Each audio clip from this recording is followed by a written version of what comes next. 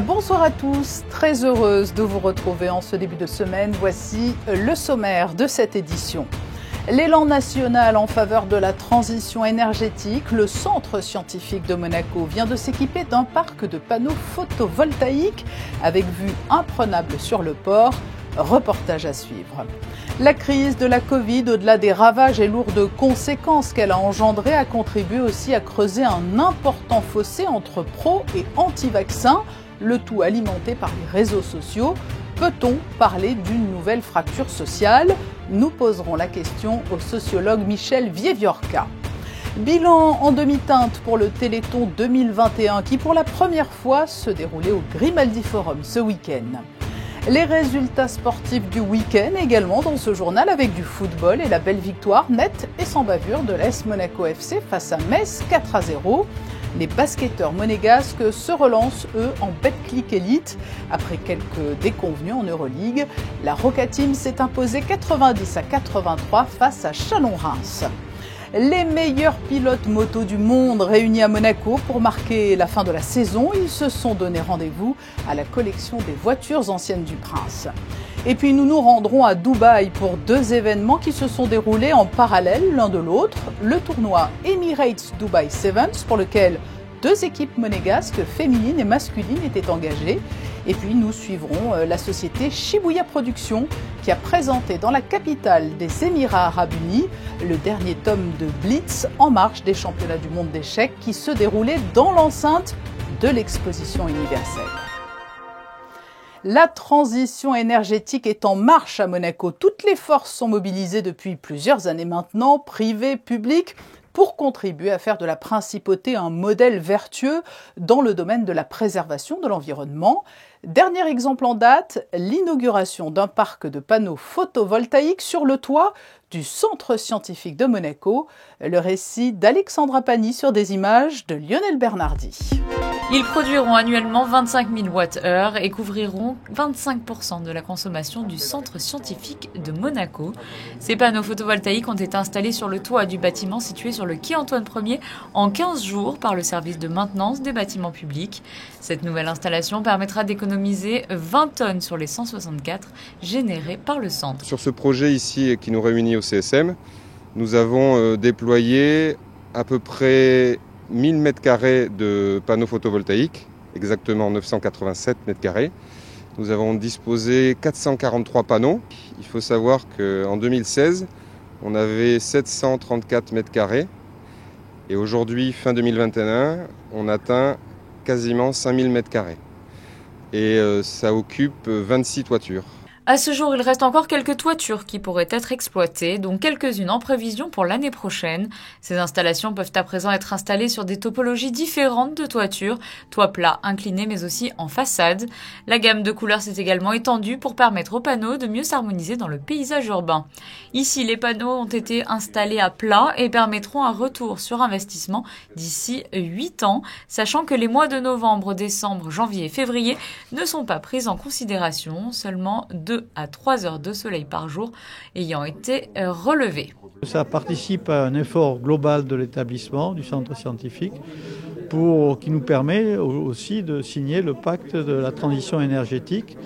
Mais c'est l'élément le moteur et le plus visible des efforts que sont prêts à consentir l'ensemble des équipes pour diminuer l'empreinte carbone de notre institution. Suppression des plastiques, tri rigoureux des déchets, remplacement des ampoules par des LED.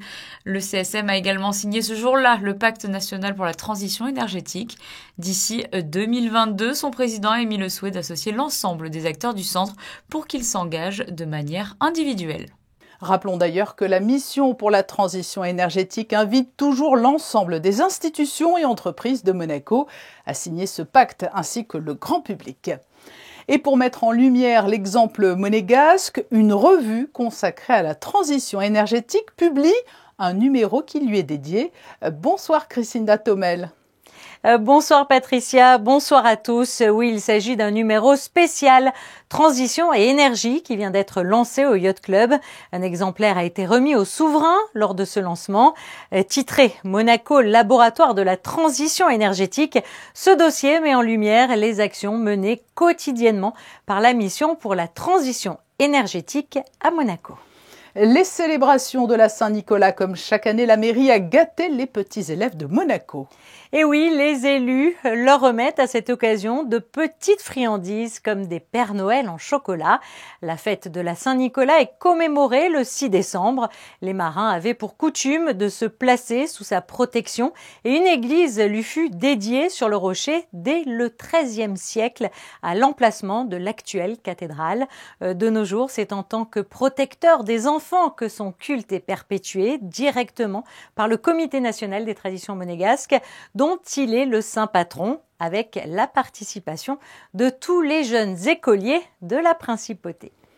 Saint-Nicolas, l'ancêtre en quelque sorte du Père Noël. Et pour rester dans cette thématique, l'association Action Innocence organise une nouvelle fois son incontournable vente aux enchères de sapins. Pour la 16e année, une vente aux enchères de sapins de luxe est organisée à l'Hôtel de Paris le 8 décembre à 18h. Les fonds seront reversés à l'association pour poursuivre ses actions auprès des plus jeunes, notamment dans la prévention de la pédocriminalité sur Internet. Je vous propose d'entendre Nancy Dota, qui fait partie du conseil d'administration de l'association. Nous allons donc exposer et vendre 30 sapins qui vont faire du bien aux enfants, parce que notre action, c'est de sensibiliser les jeunes aux dangers d'Internet. Donc en fait, les sapins sont des sapins qui sont créés par des maisons de bijoutiers, des hôtels ou des sociétés de Monaco. Certains sont avec nous depuis le début. Par exemple, il y a des bijoutiers style Cartier, Repossi, Piaget, Pomellato, Chopard qui font faire un sapin avec un joli cadeau au pied du sapin. Des propos recueillis par Juliette Rappert. Je vous rappelle la date de cette vente aux enchères, le mercredi 8 décembre à 18h à l'Hôtel de Paris. La kermesse œcuménique s'est tenue ce week-end sous le chapiteau de Fontvieille et a reçu la visite du prince Albert II. Cet événement associatif permet chaque année de récupérer des fonds pour les personnes dans le besoin. En collaboration avec cette église de la Principauté et de Nice, la kermesse récolte de nombreux objets et les vend tous les ans le premier samedi de décembre. Et cette année, la kermesse a remporté encore un franc succès. Il était de retour après une année 2020 largement impactée par la pandémie de la Covid. Le Téléthon a eu lieu ce week-end. Bénévoles, visiteurs et organisateurs étaient réunis pour la bonne cause, mais le bilan est assez mitigé, comme vous allez pouvoir le découvrir dans ce reportage signé Vanessa Dessy, Serge Prémont et Louis Borgia.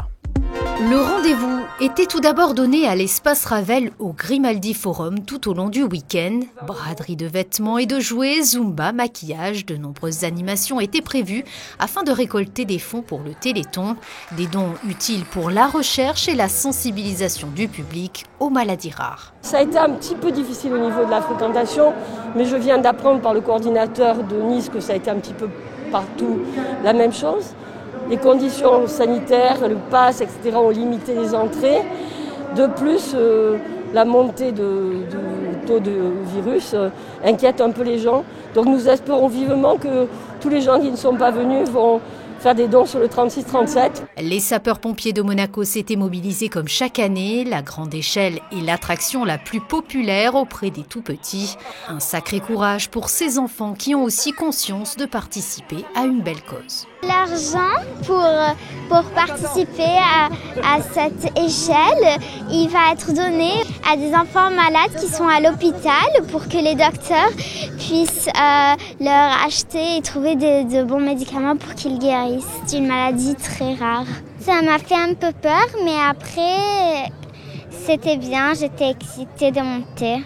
Le 28 janvier prochain, le restaurant Le Cordon d'Or au lycée technique et hôtelier proposera un dîner au profit du Téléthon.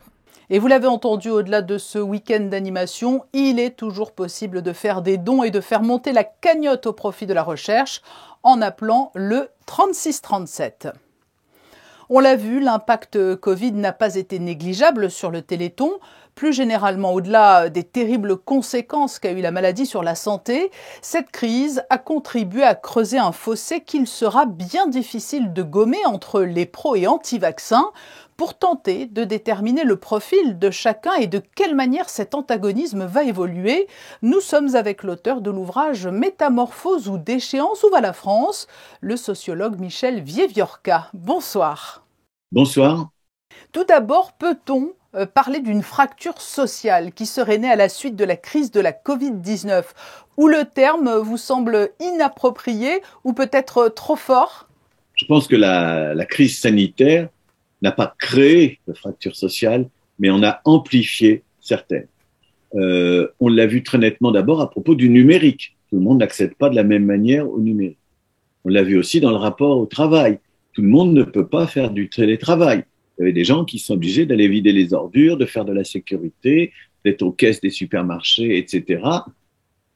On a vu aussi des fractures dans les modes de vie. C'est une chose que d'habiter dans un appartement minuscule, dans une banlieue surchargée avec 3 ou 4 enfants dans 3 pièces ou 2 pièces. C'est autre chose que d'habiter à la campagne, dans une grande maison, etc. Et donc, tout ceci a été comme amplifié, exacerbé par la crise sanitaire. On a vu aussi des professions s'en sortir mieux que d'autres. On a vu, par exemple, les professions de santé qui étaient vraiment, comment dirais-je, en situation dramatique, qui ont fait un travail extraordinaire, être reconnus pour tout ça, même si ça n'est pas suffisant. Mais quand même, reconnus par la société d'abord. Vous vous souvenez, on tapait à 20h, on faisait du bruit pour les acclamer sur nos balcons.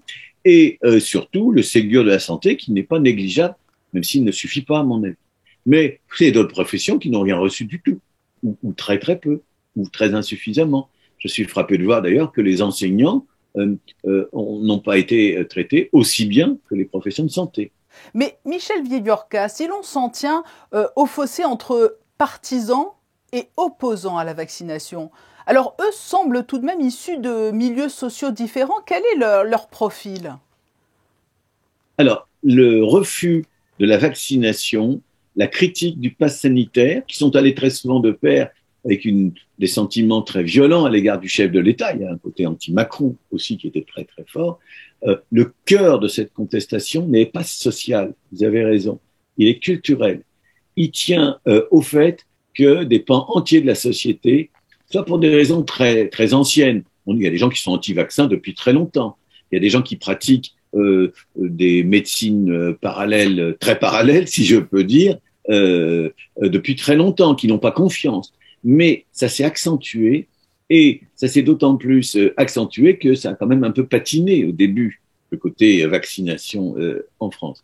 Et donc, il se met en place des logiques de rupture avec la science, de rupture avec une certaine raison, et c'est amplifié par les réseaux sociaux et par Internet, parce qu'aujourd'hui, vous et moi, qui n'avons aucune formation scientifique ou médicale, je suppose, eh bien, nous pouvons être un grand médecin ou un grand scientifique.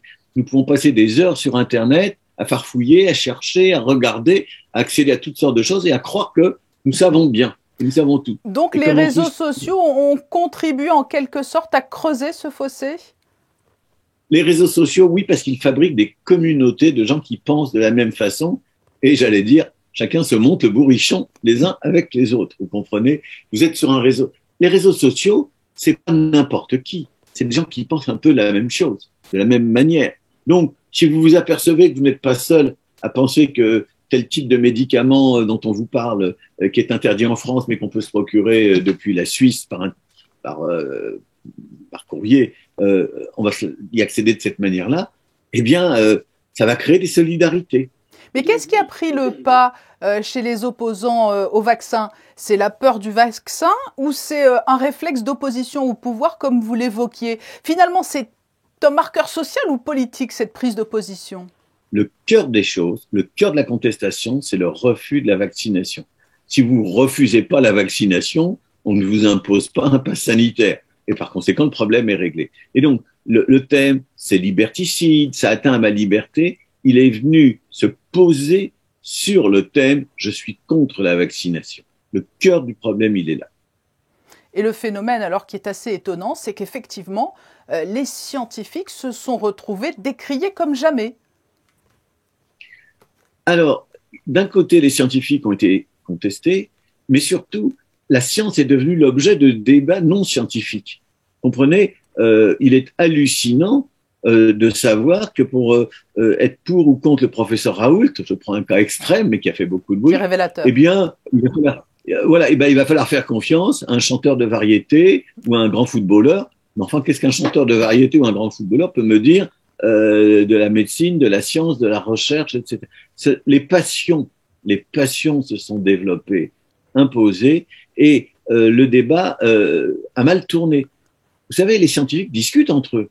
Faut pas croire que la science, c'est un ensemble de gens qui pensent tous de la même manière.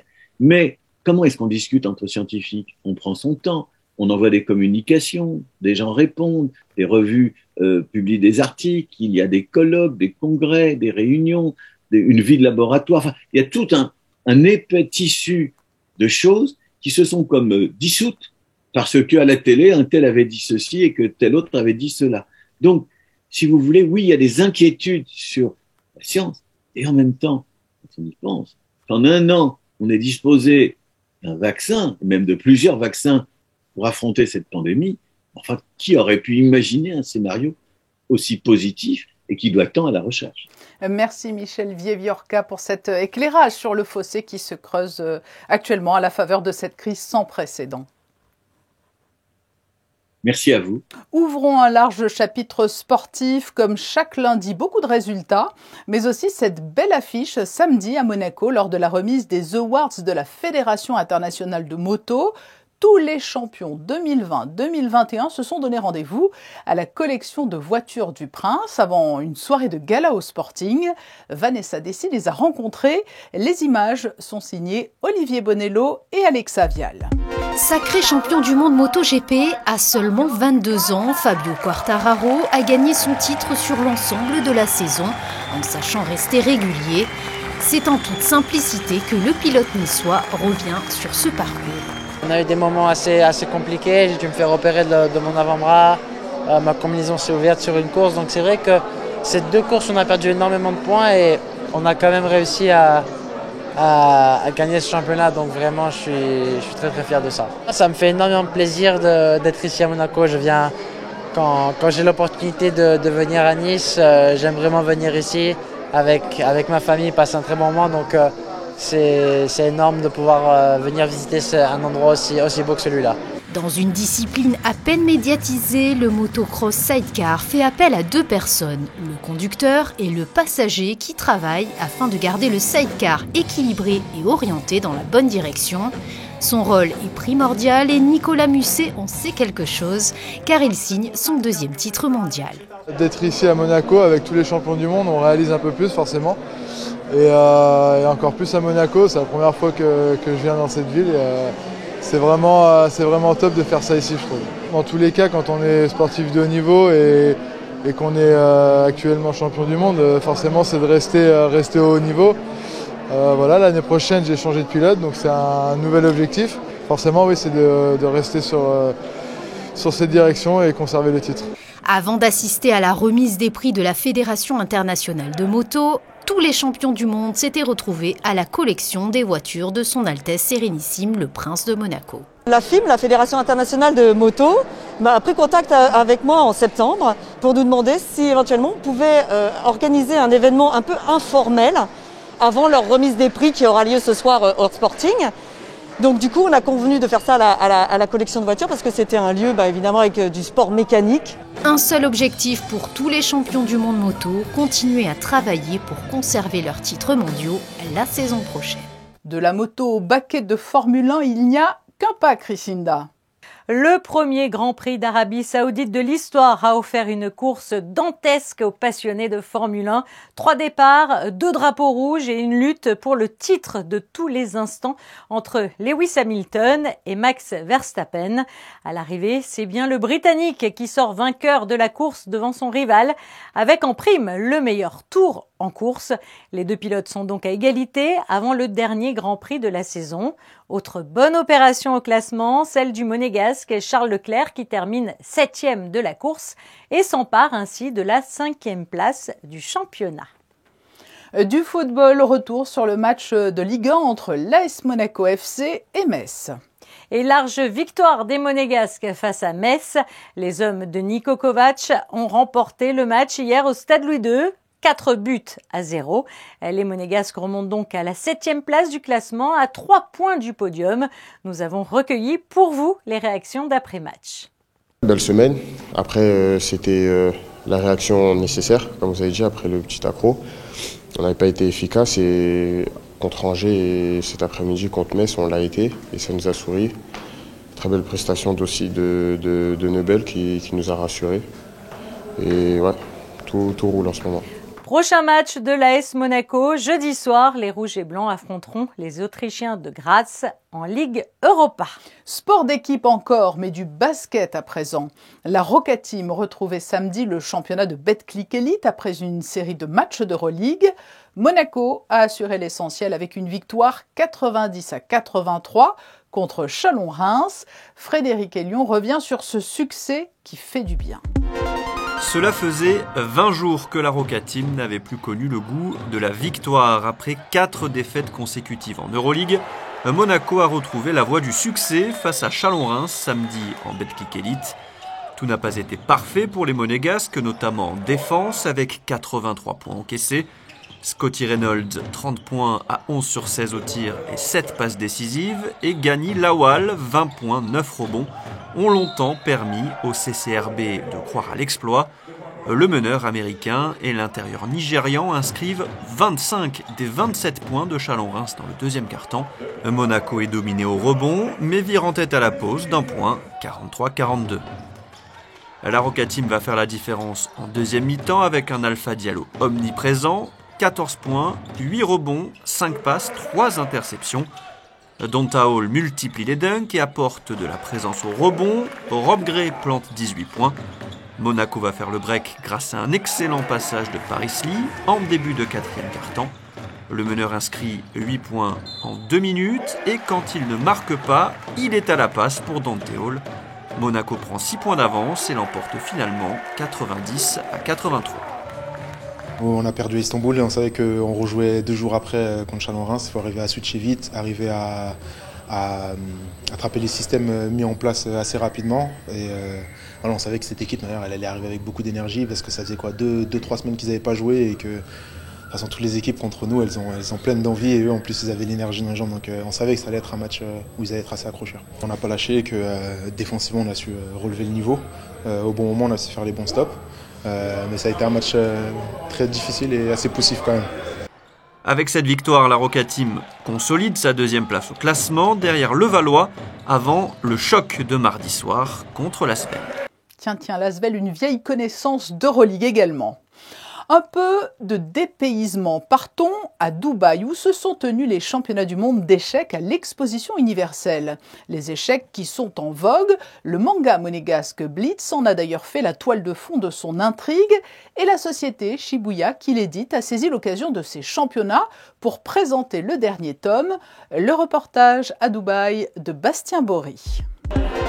Au cœur du pavillon Monaco trône un objet littéraire non identifié. Il se lit à l'envers mais quand même de droite à gauche et il est un mariage qui n'avait jamais été célébré, les échecs et le manga. Une réussite selon la championne Sophie Millet. C'est un vrai combat de l'esprit en fait et dans le manga en fait ça illustre parfaitement ce qui se passe un peu dans la tête des joueurs. Qu'en fait il y a une grosse intensité, qu'il y a pas mal d'émotions qui jouent dans les parties. Ce manga, c'est Blitz, création monégasque parrainée par Garry Kasparov, l'un des meilleurs joueurs de l'histoire. Objectif, élargir le public du jeu d'échecs. Ça peut également aider à développer des capacités logiques, ça peut aider à développer de la patience, le respect de l'adversaire. Et aussi ce que j'aime bien dans les échecs, c'est la mixité sociale. Au contraire de beaucoup d'autres compétitions, femmes et hommes peuvent jouer ensemble, mais les effectifs sont encore inégaux. Après, le seul regret qu'on peut avoir, c'est qu'il y ait une minorité de joueuses qui est de l'ordre à peu près de 20%. Donc ça, évidemment, ce serait bien de pouvoir améliorer ça. C'est depuis toujours, hein, les échecs, c'est un jeu ancestral aussi, donc les femmes sont mises à jouer un peu plus tard que les hommes, et il y a toujours eu un peu ce surnom, même si au niveau des effectifs, il y a de plus en plus de femmes quand même qui jouent et qui s'y intéressent. Et quand Gareth Wittstock, secrétaire général de la Fondation Princesse Charlène, se mesure à Sophie Millet, c'est l'homme qui a besoin d'un coup de pouce. Gareth Wittstock qui était sur tous les fronts décidément à Dubaï, puisqu'avec sa casquette de président de la Fédération monégasque de rugby, il a accompagné les deux équipes qui participaient au tournoi Invitation et Open de l'Emirates Dubai Sevens. Quel a été le parcours des Impies et Oumoussa? Retour sur cette belle aventure humaine et sportive avec Émilie Rousseau et Sylvain Péroumal. Nous sommes en plein désert de Dubaï, au milieu de rien. On y célèbre ici le rugby à 7, une ambiance surréaliste qui attire des milliers de fans sur 3 jours de compétition. Après un World Rugby 7 Series à huis clos l'an dernier, les meilleures équipes étaient présentes pour cette étape incontournable du circuit mondial. En marge de ce tournoi majeur, des compétitions de catégories différentes. Monaco participe cette année à 2 d'entre elles, le tournoi Invitation avec les Impies et l'Open avec les Oumoussa. S'il y a bien évidemment un challenge sportif, l'objectif est avant tout le partage, car ces 2 équipes sont composées de joueurs et joueuses expérimentés et de jeunes monégasques. La problématique est différente pour les filles et les garçons. Les filles, c'est la première édition, elles sont débutantes, donc elles sont à un niveau moindre. Donc on a pris surtout sur l'assiduité et la performance aux champions d'Europe. Les garçons, c'est différent, on est vraiment sur du très très haut niveau. Donc sans cacher la vérité, ils auront peu de temps de jeu. C'est surtout leur donner une grosse expérience. C'est pour ça qu'on a pris des très jeunes joueurs à fort potentiel, dont 2 jouent dans des clubs pro. Pour la 4e fois, les Impies fouleront les terrains de Dubaï. Leurs bons résultats des années précédentes les ont promus au tournoi Invitation, soit le niveau au-dessus.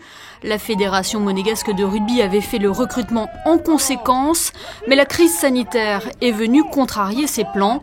Privé de plusieurs joueurs, notamment sud-africains, Terry Bouraoua, ancien capitaine de l'équipe de France à 7 aux Jeux de Rio en 2016, est venu renforcer les rangs à la dernière minute. D'un côté, l'expérience, de l'autre, la jeunesse avec Kélian Giroud et surtout son audace.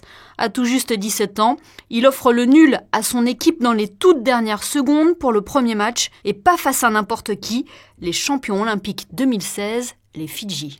C'est pas tous les jours qu'on joue contre des anciens champions olympiques, donc voilà, plutôt surpris, pas surpris du résultat, mais on a franchement posé une vraiment belle résistance par rapport aux standards des gars qu'on avait en face.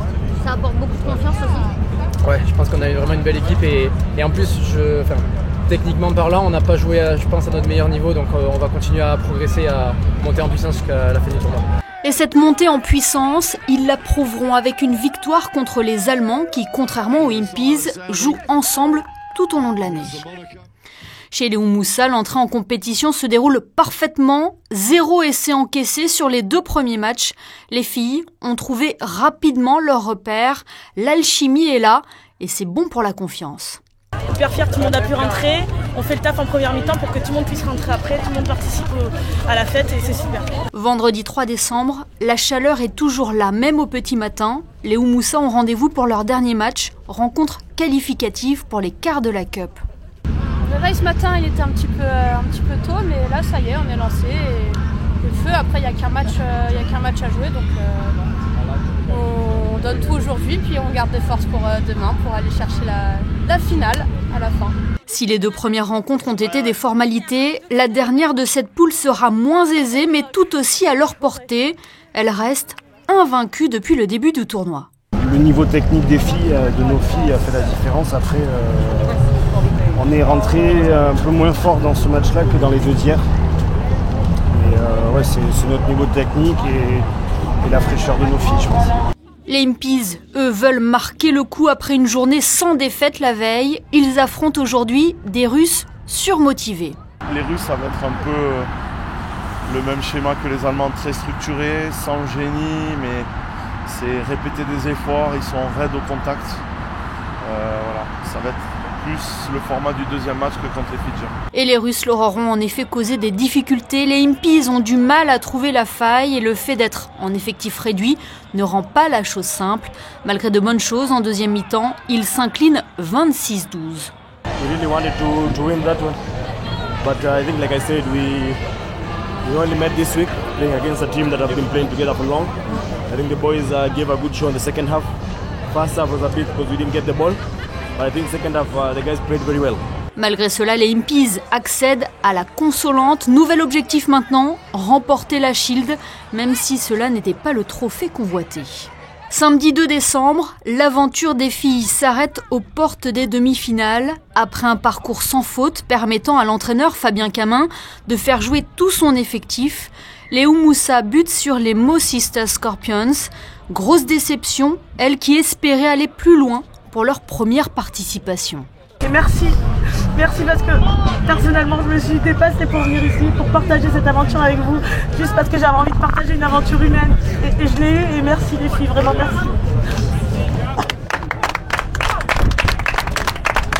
Et sincèrement déçue, on a fait 2 belles premières journées et là on avait envie d'aller plus loin, on avait envie que le collectif puisse jouer et malheureusement manque de patience comme l'a dit Fabien et c'est comme ça, c'est les joies du set, ça va vite, ça peut vite s'effondrer, mais c'est pas grave, on a tout donné, on a participé pour la première fois à une belle compétition.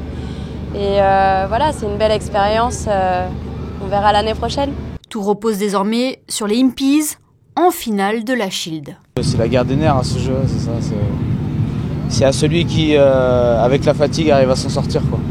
C'est ça, on est tous fatigués, eux, nous, c'est celui qui va avoir le ballon, encore plus que la première journée, puisque quand on a le ballon, on se fatigue un peu moins, c'est la réalité. Donc on verra. L'effectif diminué, l'absence du capitaine Matt Turner, un banc réduit, la finale sera compliquée pour les joueurs de Nicolas Bonnet et de Thibaut Giroud. Même si l'envie de remporter un premier titre pour Monaco est là, la coupe s'éloigne, défaite contre les Apaches 26-7.